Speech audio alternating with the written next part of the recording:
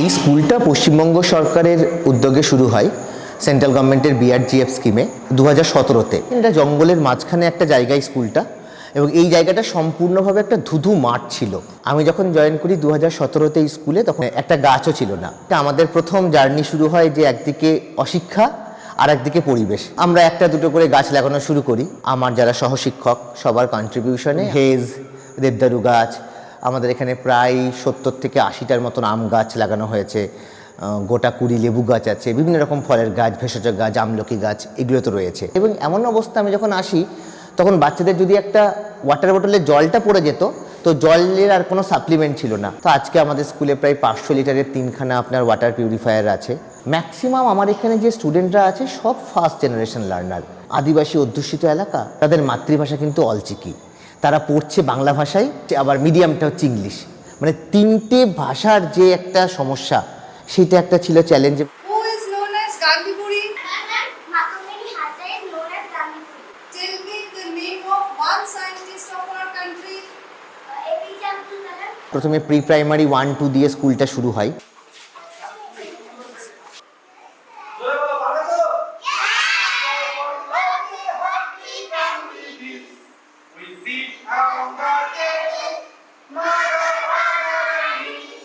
My brother, my sister, my uncle, this. We see তারপরে এই বছর প্রথম মাধ্যমিকের ব্যাচ 2024, এবং এবার আমরা উচ্চ মাধ্যমিকে আমরা অ্যাফিলিয়েশন পেয়ে গেছি। উচ্চ মাধ্যমিকে সায়েন্স এবং হিউম্যানিটিস দুটো স্কিমই আমাদের চলছে। এটা অ্যাকচুয়ালি বাচ্চাদের খেলার মাঠ। পুজোর পর থেকে তো বাচ্চাদের পরীক্ষা থাকে, বাচ্চারা স্কুলে আসে না, আবার স্কুল শুরু হয় জানুয়ারিতে গিয়ে।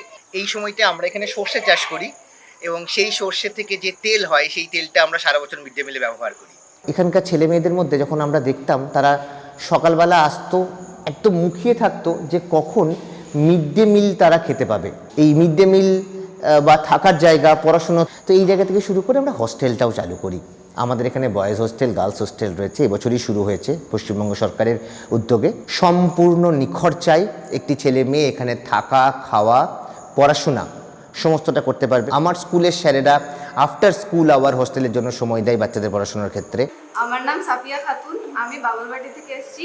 আমি ওয়েডনেসডে থেকে হোস্টেলে আছি। পড়াশোনার টাইম পাচ্ছি, খাওয়া দাওয়া, পরিষ্কার পরিচ্ছন্ন সমস্ত কিছুই ঠিক আছে। আমার নাম এসকে আমানুল্লাহ, আমার বাড়ি বেলোয়া।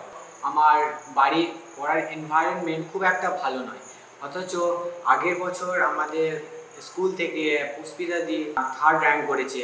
তো আমাদের পরেও একটা দায়িত্ব আছে, টিচার আমাদের কাছ থেকে কিছু একটা এক্সপেক্ট করে যে আমরা হয়তো কিছু একটা করে দেখাতে পারবো। আমি মাধ্যমিকে 98.71% পেয়েছি। রাজ্যে ওভারঅল 3rd এবং মেয়েদের মধ্যে 1st। তো খুবই ভালো লেগেছিল, মা বাবাও খুব আনন্দিত হয়েছিল। আমি এপিজে আব্দুল কালামের দ্বারা মানে ভীষণভাবে ইন্সপায়ার। 11 এখন সায়েন্সে ফিজিক্স, কেমিস্ট্রি, ম্যাথ আর বায়োলজি আর বেঙ্গল ইংলিশ আছে। আর পরবর্তীতে যেই অ্যাডভান্স দেওয়ার ইচ্ছা আছে, তবে অ্যারোস্পেস নিয়ে পড়ার ইচ্ছা আছে। 10-এ চেষ্টা করতাম যে স্কুলের বাইরে 9-10 ঘন্টা করার। আমার তো ইংলিশ বুকস এইভাবে অ্যাভেলেবেল নয় ওয়েস্ট বেঙ্গল বোর্ডে, তো বাংলা বইগুলো থেকে আনসারগুলো দেখতাম এবং নিজেও ট্রান্সলেট করে আনসারটা একটা রেডি করতাম, এবং করে সেগুলো আমি যেমন টিচারদেরকে দিতাম স্কুলে, তারা চেক করে দিতেন এবং তারপর সেগুলো রেডি করে নিতাম পড়ে। আমার সামান্য জমি আছে, সেটা চাষ করে কোনো রকমভাবে জীবিকা অতিবাহিত করি। পুষ্পিতা ছোটবেলা থেকেই মেধাবী, ও প্রতিকূলতা ওর জীবনে ছোটবেলা থেকেই প্রচুর। আমরা সময় দিতে না পারলেও ও কিন্তু নিজেই চেষ্টা করে পড়েছে। আমি তো লড়াই করছি মানে নিজেকে উপরে তোলার, এবং আমার মা বাবাও সেই লড়াই সামিল আর কি, আমাকে হেল্প করে সবসময়। এই যে লড়াইটা, এটা একটা আলাদা ইন্সপিরেশন দেয় যে আমাকে কিছু করতে হবে। আমার মুক্তি আলোয় আলোয়। ডিটেকটিভ গল্প বই পড়তে বেশি ভালোবাসি। রবীন্দ্রনাথ ঠাকুরের গল্প পড়তে ভালো লাগে। তারপরে সায়েন্স ফিকশন যেগুলো। যাদের আর্থিক আনুকূল্য নেই, তো তাদেরকেই এটা পিসি চন্দ্র দিয়েছে আর কি। এই কম্পিউটারটা আমাকে দিয়েছেন অ্যাডিশনাল এসপি, আমাদের স্কুলে এসেছিলেন তিনি। আমার যেহেতু মানে চোখে প্রবলেম, তো ফোনে আগে ক্লাস করতাম, তো এই জন্য এই বড় স্ক্রিনে করলে অনেকটা সুবিধা হয়। ক্লাস 4 অবধি 15 দিন অন্তর অন্তর জ্বর হতো। তো মাধ্যমিক পরীক্ষার আগে ওটা টেস্ট পরীক্ষাটা জড়ে জড়ে দিয়েছে। শুধু যে আর্থিক প্রতিকূলতা এটাই নয়, ও যে এই পরিস্থিতি থেকে এই জায়গায় এসেছে এটা সত্যি অভাবনীয়। এই আকাশে আমার মুক্তি, আলোয় আলোয় আমার মুক্তি, ধুলায় ধুলায় ঘাসে ঘাসে, এই আকাশে আমার মুক্তি, আলোয় আলোয়।